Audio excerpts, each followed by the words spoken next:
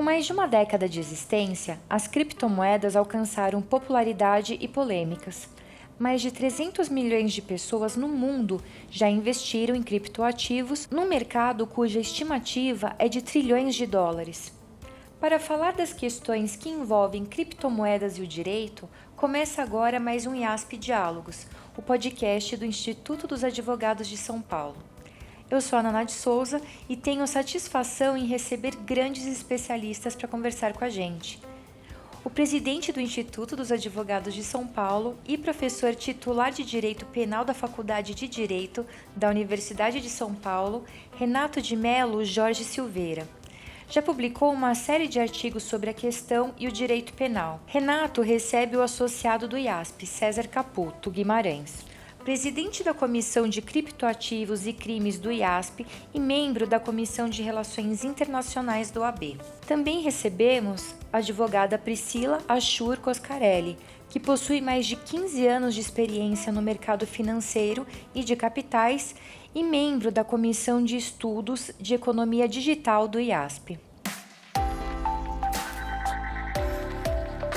IASP Diálogos, o podcast do Instituto dos Advogados de São Paulo. Sejam muito bem-vindos, Renato. Obrigado, eu queria agradecer muitíssimo, tanto em termos institucionais quanto em termos pessoais, a presença de amigos, a presença de pessoas muito mais importantes e conhecedoras da matéria do que eu. Sou só um curioso, sou um professor de Direito Penal, sou um advogado, mas estou aqui com grandes especialistas, com Priscila, que temos conversas muitas sobre o tema já há muito tempo, com César, que é um enorme especialista sobre o tema, preside uma comissão importante no Instituto sobre o assunto e, enfim, estou absolutamente embevecido de tê-los aqui. Obrigado pela presença dos dois. Priscila. Muito obrigada pelo convite. É um prazer enorme estar aqui nesse bate-papo com vocês. Eu, de fato, trabalho no mercado financeiro há muito tempo, mais de 15 anos, mercado financeiro tradicional, e sou grande entusiasta do desenvolvimento desse mercado cripto e desde 2017 tenho acompanhado bastante os desenvolvimentos, tanto na parte regulatória quanto na parte de modelos de negócio e diferenças de ativos, e é um prazer estar aqui com vocês para debater o tema hoje. Obrigado, César. Bom, muito obrigado pelo convite. Ganhei o dia, né, presidente? Um elogio desse. Naná, Priscila, muito obrigado. Eu também sou um grande entusiasta e acredito que essa criptoeconomia veio para ficar. Não, me parece que essa é uma realidade que nos une, que temos uma realidade já colocada, com as bandeiras já fincadas. Isso até os descrentes do mercado me parece que concordam. A dúvida é a seguinte: até anteontem vivíamos, principalmente no Brasil, num mundo sem lei, não é? No que nos Estados Unidos costuma se chamar de quase um velho oeste digital. Com incidências criminosas, se a gente pegar qualquer jornal, qualquer reportagem sobre criptomoedas, sobre criptoativos de modo geral, vamos ver sempre talvez uma acusação, uma lembrança, uma alusão a uma situação de pirâmide, uma situação de crimes de mercado financeiro, uma situação de desvios de dinheiro, de sumiços de valores. Falávamos há pouco, eu e Priscila, sobre isso também, e meio que dizendo este mercado é um pouco perigoso, não é? Eu tenho uma sombra de dúvida desse mercado. Mas o fato é que a ideia desta criptoeconomia virou uma coqueluche nos últimos tempos. Para o bem ou para o mal, temos elevações, temos baixas, temos variações, digamos, um pouco mais fortes do mercado do que deveríamos ter como aceitável. De todo modo, se fala de criptomoedas, se fala de criptoativos, se fala de stablecoins, se fala de tokens fungíveis, se fala sobre investimento, sobre tokenização de tantas e tantas situações. Dentro do sistema legal brasileiro, dentro do marco legal brasileiro, primeiramente até anteontem. Como é que vocês entendem que estes criptoativos se fortaleceram nos últimos 10 anos, principalmente, a ponto de termos novas realidades a serem desenhadas? Eles são legítimos, se mostram legítimos? Como vocês percebem isso? Priscila. Eu gosto de pensar nesse assunto começando pela tecnologia. Existe por trás dos criptoativos uma tecnologia que é a tecnologia de Distributed Ledger Technology, que é a tecnologia DLT, que é a base do blockchain. Essa tecnologia é uma realidade. E assim como vimos revoluções no passado, como por exemplo no surgimento da internet, estamos vendo agora uma tecnologia nova que vem trazer mais eficiência, mais segurança, mais transparência para diversas operações, inclusive no mercado financeiro. Vimos o desenvolvimento de uma nova moeda. Então, antes conhecíamos o que? O dinheiro emitido por bancos centrais. De repente surgiu o Bitcoin. Vimos o desenvolvimento de novos mercados ou novas formas de se fazer operações no mercado financeiro, saindo do que se chama no jargão desse mercado novo de economia digital, o TradFi, que é o Traditional Finance, indo para a DeFi, Decentralized Finance, onde você não precisa mais necessariamente de um grande intermediador para poder operar no mercado financeiro. E vamos ver logo mais uma mudança também viabilizada pela tecnologia, que é a Web3, né? Onde você deixa de estar com os seus dados centralizados e dominados, controlados por uma instituição, e passa a ser um user-based web. Então eu acho que a tecnologia, ela evoluiu, ela avançou e ela permite que novos modelos de negócio surjam. E esses novos modelos de negócio, claro, eles exigem uma nova compreensão. Então eu acho que o primeiro desafio aqui é o desafio de educação.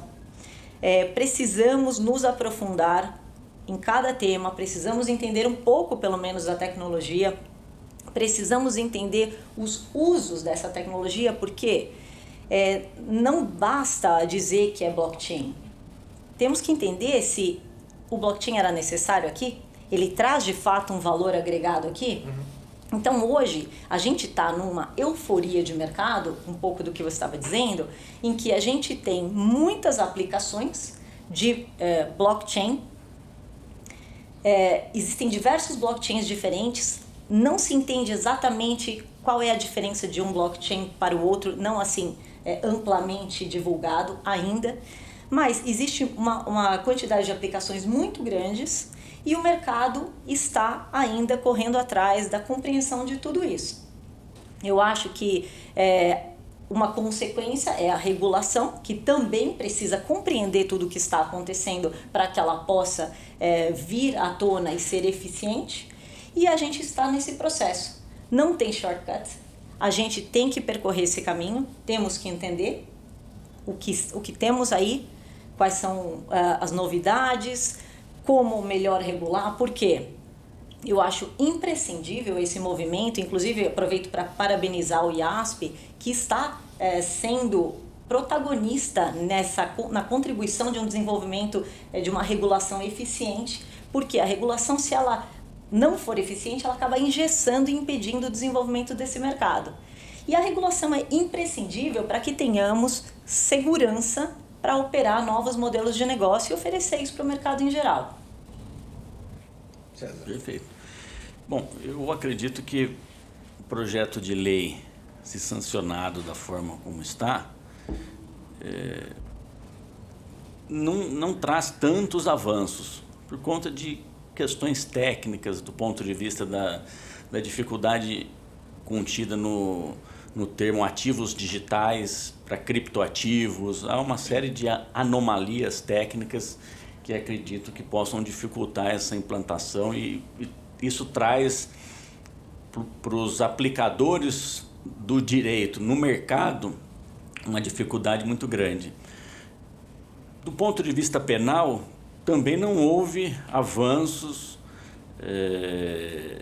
com novos tipos penais, houve uma questão com relação a pirâmides, a estelionato, que, como já falávamos há pouco, ele traz um pouco de névoa ali, pode dificultar a aplicação de um tipo ou de outro. Mas, pegando o gancho do professor Renato, é melhor um pouco de regulação do que um velho oeste. Eu vou dar 2 passos atrás nessa sua colocação e também no que ponderou Priscila, pelo seguinte. Eu tenho sempre um pouco de cuidado, um pouco de medo, um pouco de receio quando começamos a falar do mundo cripto, deste, não é, novo universo digital.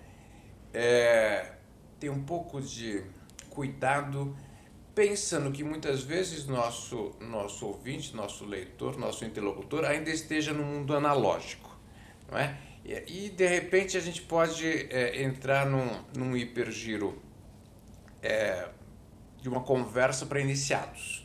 Então eu queria dar 2 passos atrás, só para que pensemos, o que coloquemos, como foi o desenvolvimento até aqui, não é? Nos últimos 10 anos, ali, desde o white paper do final de 2008, 2009, quando surge a grande inovação libertária, quando surge uma inovadora forma de pagamento pessoa a pessoa, quando dá-se o pontapé inicial deste mundo cripto, e como existia uma verdadeira metamorfose a gente sair de uma situação de mera alternativa de sistema de pagamento para um mundo de sistema financeiro paralelo quase regulado, não é? Ou, para usar de um pleonasmo, como nós estamos a discutir a regulação de um mundo desregulado.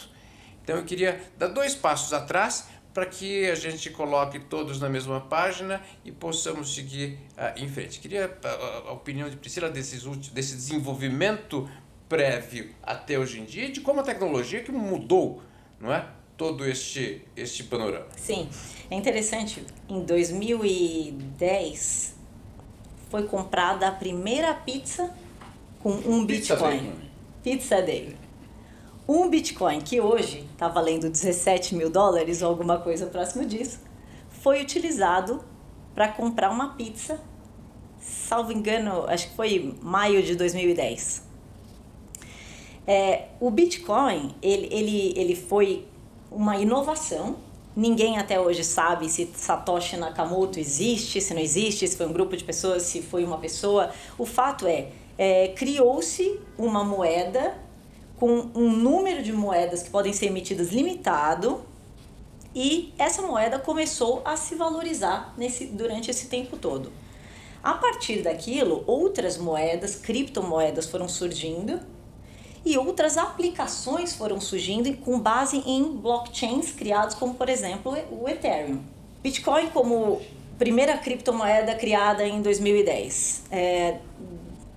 Abriu as portas para a criação de diversos criptoativos, outras criptomoedas, mas também ativos baseados nessa mesma tecnologia distribuída, descentralizada.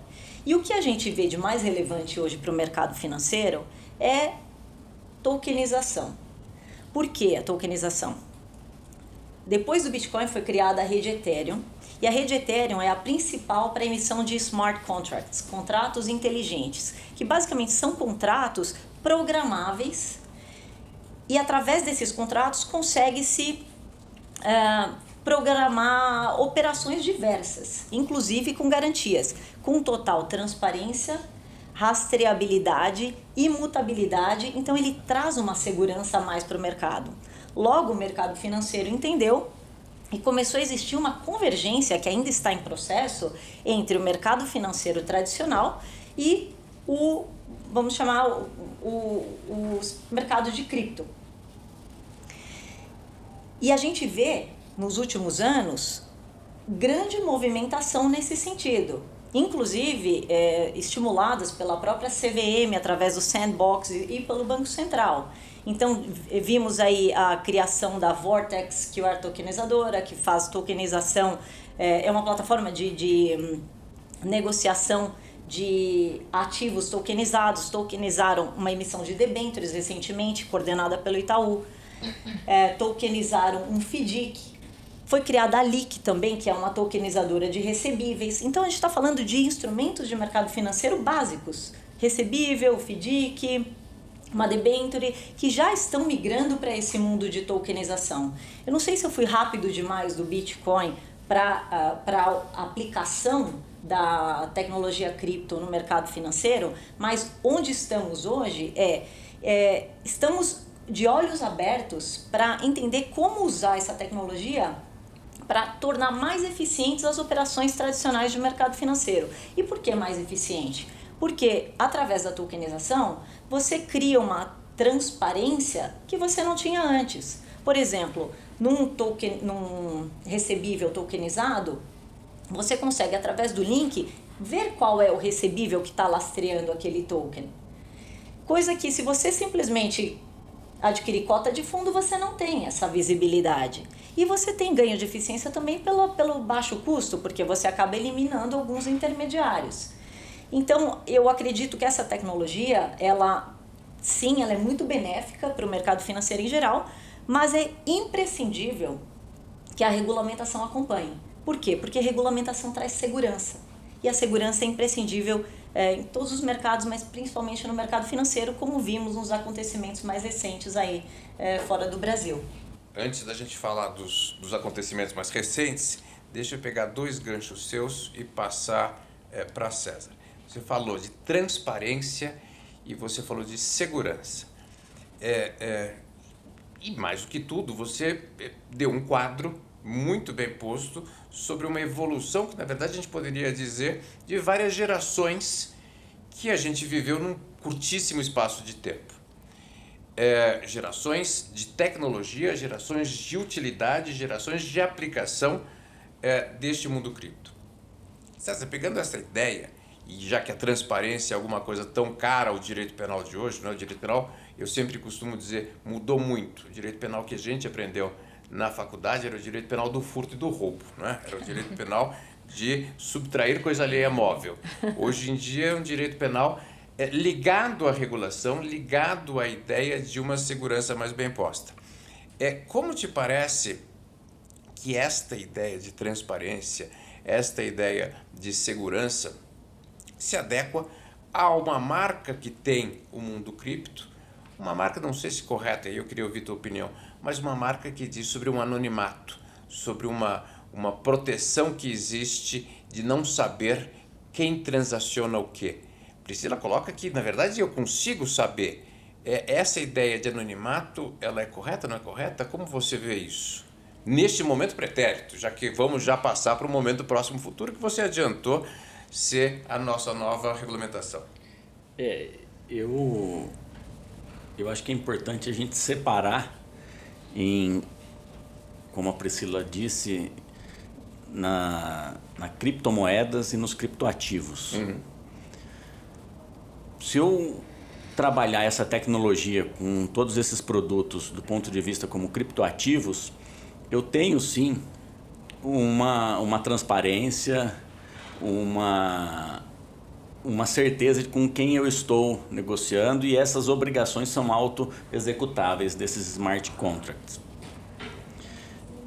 Então eu tenho aí, com relação aos criptoativos, NFTs, tokens de diversas formas, DeFi e por aí vai. Mas do ponto de vista da criptomoedas como instrumento de pagamento, eu posso ter uma dificuldade da identificação de quem é o usuário e o portador dessa moeda. Eu posso ter um pendrive ou uma wallet com um determinado número de moedas, em que, se eu não fizer, eu vou usar uma expressão, eu não sei se é a mais correta, a mais adequada tecnicamente, mas a monetização, a hora que eu vou transferir esses ativos digitais para o mundo real, se eu passar por uma exchange, eu tenho sim uma questão de transparência e de possível identificação de quem era o detentor desse dinheiro virtual. Agora, se eu fizer isso no mercado negro, e acredito que é daí que vem essa pecha, essa nebulosa em torno do tema, eu vou ter uma dificuldade, porque o traficante vai querer dinheiro em espécie, ele pode transferir o token, o pendrive, o wallet, a senha, o usuário e senha, e eu não saber quem é. Então, para o cidadão comum, para o investidor, para o consumidor, eu acredito que traz sim transparência, para o governo também, para essas operações que são listas. Porque para o mercado negro, para o black market, a coisa já funciona no subterrâneo. Então, lá no começo do Bitcoin, eu acredito que ele sim foi utilizado de uma forma mais por grupos criminosos, por organizações criminosas. Mas com a própria difusão da tecnologia, o olho mais atento das autoridades, dos pensadores e do mercado como um todo, houve eu creio que uma dificuldade maior na realização de transações protegidas por um anonimato. Existem carteiras, acho que Monero é o nome de uma delas, tem várias outras que, por uma série de portas, ele te bloqueia como usuário final. Então você tem uma dificuldade de saber. Mas hoje o FBI, as grandes polícias internacionais, Polícia Federal, tem como rastrear, ver se o dinheiro digital foi fragmentado ou não, e em última análise eu ir localizando esses usuários. Eu costumo dizer que o crime está sempre um passo à frente. Então, para lavar o dinheiro, seja com Bitcoin, com uma pepita de ouro, com um diamante, com qualquer coisa, não tem fim a sabedoria. E nós estamos atrás aqui tentando organizar. Então, a imaginação criminosa está sempre adiante do que a regulação estatal. Exatamente. Sem dúvida. E nesse ponto, enfim, já que identificamos toda uma realidade passada, eu queria trazer 2 pontos a vocês. Até literalmente anteontem tínhamos um marco legal brasileiro, não é? Que dizia respeito unicamente à Receita Federal. Nós tínhamos uma pretensa regulamentação que fazia aqui e acolá menções de direito penal, mas tínhamos só uma instrução normativa da Receita Federal, a 1888, que procurava dimensionar este problema. Talvez pensando, não é, estritamente no aspecto financeiro da questão. Mas é fato que no dia 29, aliás, dia em que esta instituição completou seu aniversário de 148 anos, foi aprovado pela Câmara dos Deputados o projeto de lei 4.401, que regulou o mercado de criptomoedas no Brasil. Na verdade, numa ideia de aglutinação de diversas disposições esparsas que já rondavam ao Congresso Nacional. Eu queria saber a opinião de vocês, talvez de um lado do mercado, de outro lado, em uma visão jurídico mais criminal, sobre como se deu essa regulação. Curiosamente, uma regulação que se dá, ou que se pretende dar, após grandes escândalos internacionais de desvios, de perdas, de sumiços de valores. Como vocês analisam esta nova aprovação, este novo marco legal, esta nova inovação ou o começo de uma nova geração de tratamento legal sobre o tema? Priscila. Foi aprovado na Câmara na terça-feira, então ainda não deu tempo de a gente ver muita movimentação do mercado com relação a isso. Porém, eu gostaria de colocar 2 pontos aqui sem ter entrado nas minúcias dessa nova norma.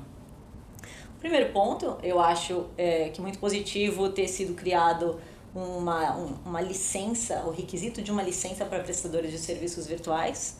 Eu acho isso muito importante para trazer confiabilidade para o sistema, porque existem muitos players aí e nem todos são regulados, licenciados hoje. O segundo ponto é um ponto menos positivo, que é eu não entendi por que não foi incluído no projeto de lei a segregação de patrimônio, que, no meu entender, é crucial. Você podia explicar um pouquinho a ideia de segregação de patrimônio para esta realidade? Claro.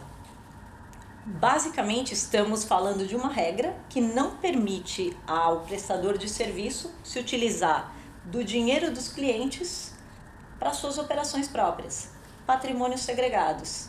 Então, vimos agora, por exemplo, no caso FTX, discute-se, não há nenhuma comprovação ainda, mas discute-se ter havido possivelmente uma mistura do patrimônio dos valores de clientes com o patrimônio da companhia, que acabou, alega-se, utilizando dinheiro de clientes para cobrir operações próprias. Que gerou um prejuízo, nós falávamos há pouco. Bilhões. Fala-se em 8 bilhões de dólares.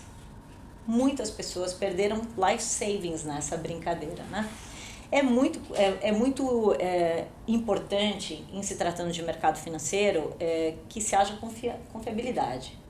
Que é até um ponto de discussão quando se fala em Bitcoin ou descentralização, justamente porque com a descentralização tem que vir muita responsabilidade, senão é melhor ter alguém intermediando ou ter alguém cuidando para que eu saiba a quem recorrer caso eu tenha um problema. E eu acho que é para aí que estamos caminhando, né? Acredito que, inclusive, os movimentos do nosso Banco Central, eu admiro muito o Roberto Campos Neto, porque eu acredito que ele tem essa cabeça de tornar o mercado mais eficiente, integrando novas tecnologias, e a criação do Real Digital, ela vem para compor esse novo cenário.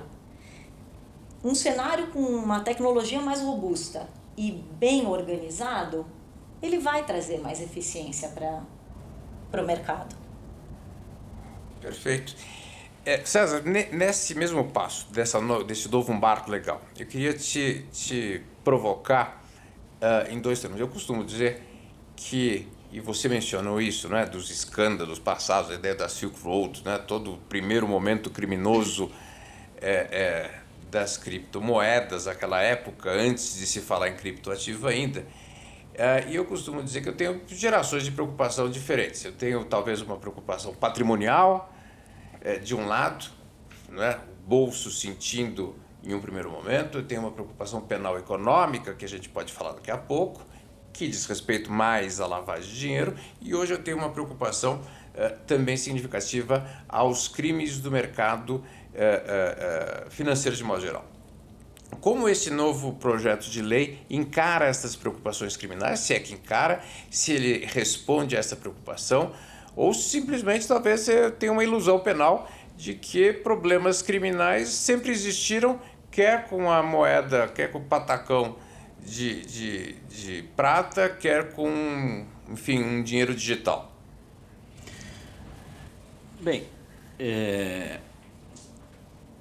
eu, nesses pequenos estudos que tenho feito acerca do projeto de lei, eu não identifico, até porque ele deixa para a autoridade responsável, que provavelmente vai ser o Banco Central, uma instituição sólida, séria e que zela por questões da moeda no Brasil, da circularização do dinheiro como um todo, tecer maiores e pormenores acerca da regulação. Então, o projeto de lei, na verdade, ele exige uma licença, ele define um pouco dos crimes, como eu disse, mas ele não especifica como é que vai ser. Ele diz que podem ser criadas exchanges, pessoas jurídicas que vai trabalhar com ativos digitais. Então, há uma lacuna e a grande expectativa é a lei sendo sancionada até o final desse governo, ela vai entrar em vigor 180 dias depois. Há um prazo também para a autoridade emitir esse regulamento, essa regulamentação dessa lei. Isso vai fazer com que provavelmente nós vamos ter alguma coisa por volta de 2024, alguma aplicação real disso.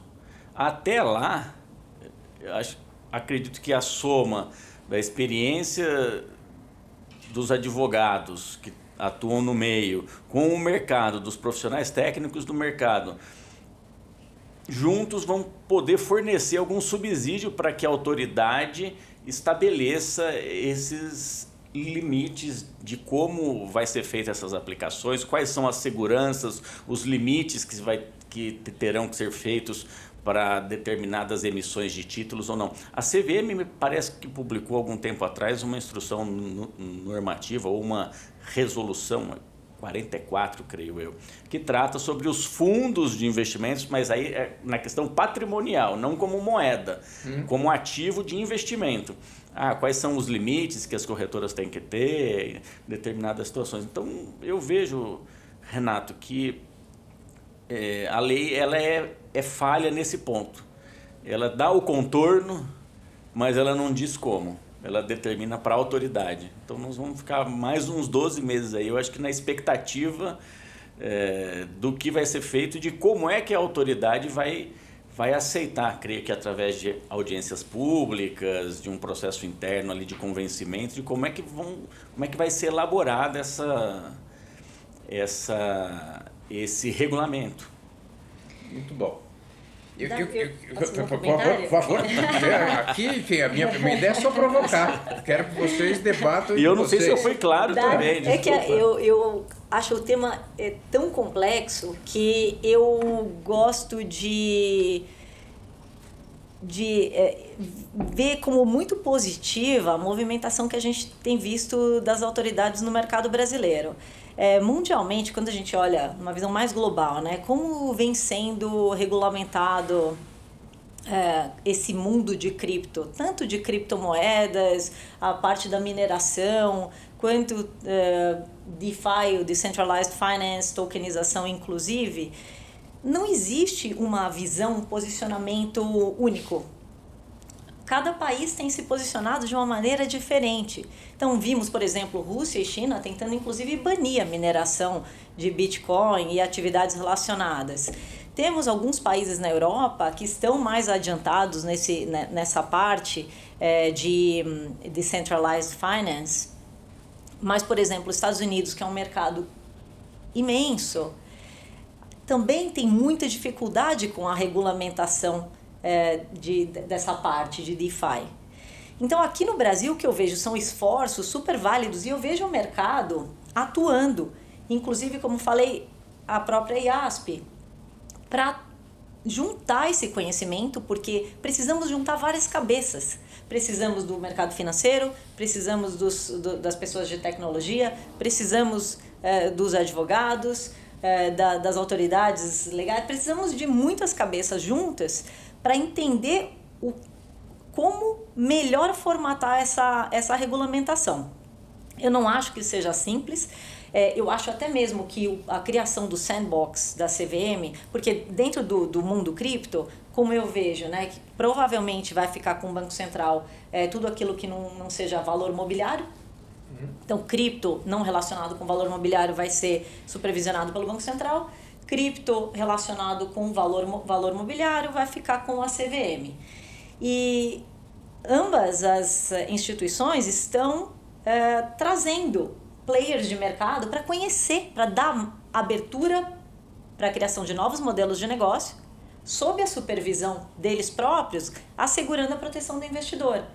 E eu acho isso super positivo. Eu tendo a ser bem otimista, eu acho que o Brasil está no caminho certo. Claro, tem pontos específicos, os que você traz, super legítimos, também a questão da segregação de patrimônio, mas eu acho que estamos caminhando. Eu acho que isso vai levar tempo, não é um tema simples, é um tema extremamente complexo, mas quando eu vejo as tantas aplicações, não sei, por exemplo, o BNDES Token. Fizeram um token para dar transparência aos investimentos feitos pelo BNDES. Então a gente vê muita iniciativa tentando trazer o melhor dessa tecnologia para dentro do mercado. E eu acho que o mercado está abraçando isso. Ótimo. Eu queria lembrar uma frase de um amigo em comum nosso que tanto discutiu isso, Priscila, que é Jaro Sadi, que sempre fala que uma regulação pode ser boa ou má, dependendo de como ela se estrutura. Eu não vou entrar no lado bom, no lado mal, porque me falece competência para tanto.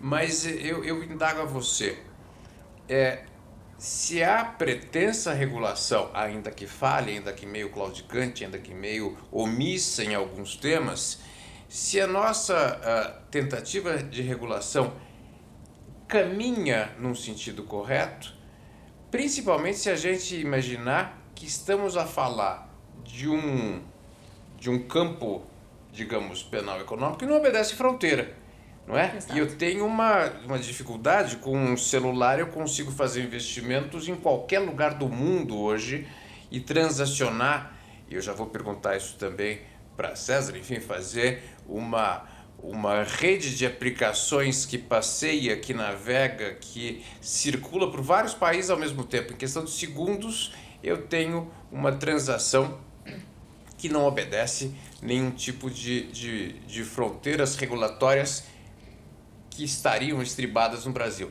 Será que minimamente esta regulação nossa já me dá alguma segurança ou ainda vamos precisar caminhar outros passos? Eu sou realmente muito positiva com relação às iniciativas que eu estou vendo no mercado em geral, da parte dos reguladores. A nossa regulamentação, eu acho preferível que ela seja mais simples do que extremamente complexa, que engessasse o desenvolvimento desse mercado. Não acho que ela é suficiente. Concordo com o Dr. César, não é suficiente ainda. Mas veremos normas infralegais para complementar e regular onde for necessário. Essa é a minha visão. Não acho que no estado das coisas hoje seria possível vermos uma regulamentação perfeita. Uhum. Acho que não seria possível, porque as coisas ainda estão se desenvolvendo. E até a própria tecnologia, ela é mutável demais e ela caminha muito mais rápido do que pode imaginar o nosso legislador. Exato. Não é? Eu sempre tenho medo de que a nossa normatização olhe para o passado enquanto o futuro já está muito mais adiante da mesma.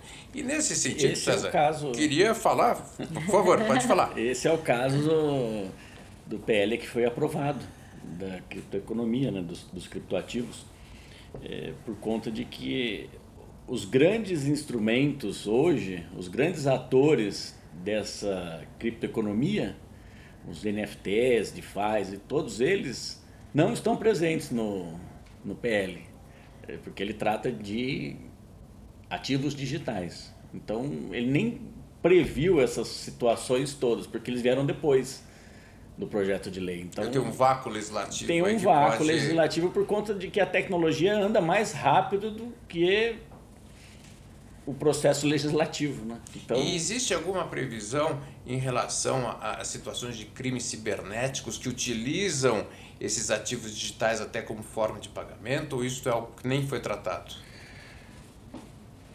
eu creio que tem alguma coisa assim, Renato.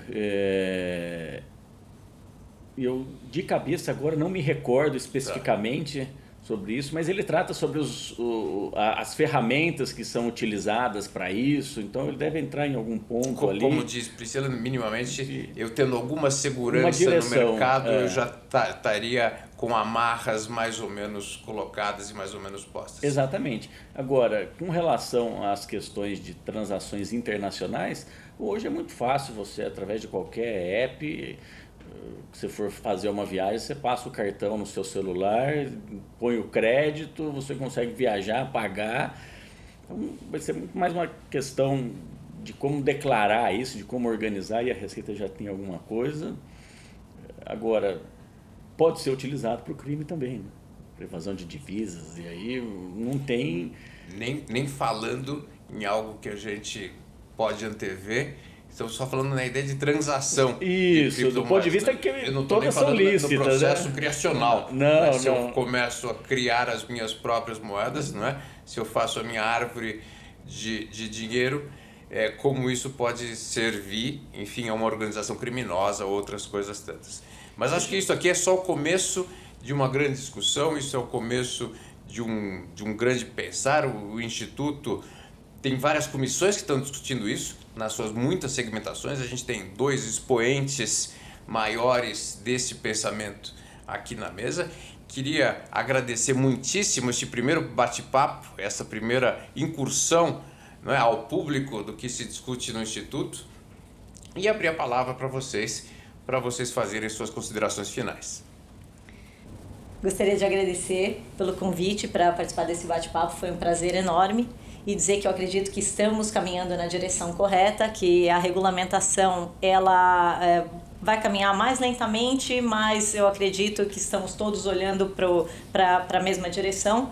Queremos um mercado eficiente, seguro e saudável para todo mundo. E muito obrigada. Só tenho uma certeza que o Instituto dos Advogados vai explorá-la bastante no tema, vai requisitar sua presença cada vez mais para este e outros bate-papos e conversas. Ótimo, muito obrigada. César, por favor, obrigado pela presença. E eu suas que palavras. agradeço, presidente.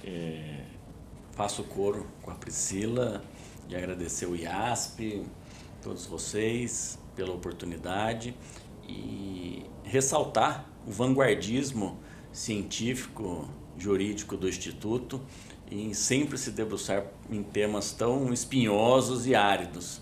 Então, mais uma vez, o IASP vem como um farol a iluminar uma direção, seja pela Comissão de Estudos de Economia Digital, seja pela de Criptoativos e Crimes, onde a gente tem tentado, presidente, fazer uma visão latino-americana, quase que mundial, porque em todas as reuniões a gente sempre trouxe alguém de algum país para falar e tudo e dar a visão. Exatamente. Então, a nossa lei, se for tudo certo e sancionada, ela vem ser um dos marcos regulatórios no mundo. Então, isso é muito importante, apesar, a gente sempre critica, apesar de ser mais um pouco magrinha, eu acho que ela vem sim no sentido de dar uma direção e uma segurança, fornecendo transparência para esse mercado novo. Estejam certos que o Instituto só pode agradecer a vocês dois. Eu sempre costumo dizer que o Instituto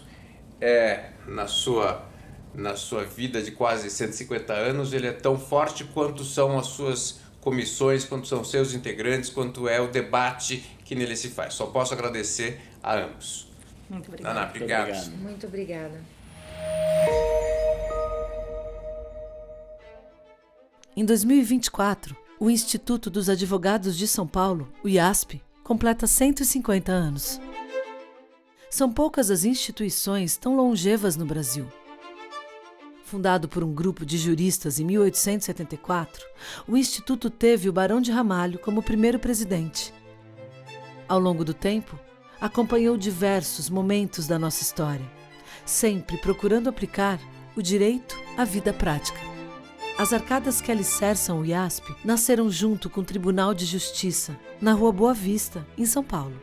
Passaram por outros locais até adquirir sua sede própria na Líbero Badaró. Hoje, o Instituto conta com modernas instalações na Avenida Paulista. Sempre calcado na busca pela contemporaneidade, o IASP conta com mais de 50 comissões de estudos sobre diversos temas da atualidade e suas relações com o direito. As comissões são o coração do IASP. Delas, saem os pareceres que contribuem de maneira técnica e contextualizada para julgamentos das cortes superiores ou para as casas legislativas. Com o apoio da editora IASP, as comissões organizam publicações e promovem cursos, seminários e palestras para divulgar e democratizar o conhecimento. As reuniões almoço tornaram-se uma tradição, criando uma oportunidade única de receber importantes personalidades do judiciário, do mundo político ou empresarial. Inserido na contemporaneidade, o IASP conta com canais que garantem a interatividade digital. Nesse sentido, iniciativas se avolumam, de cursos online a podcasts. Há quase um século e meio, o Instituto realiza sua missão de ser uma casa de juristas, um ponto de encontro e de discussão para uma sociedade mais justa. Para comemorar seu sesquicentenário, o IASP prepara uma série de eventos. Aguarde novidades ao longo dos próximos anos. Vamos comemorar juntos nossos 150 anos.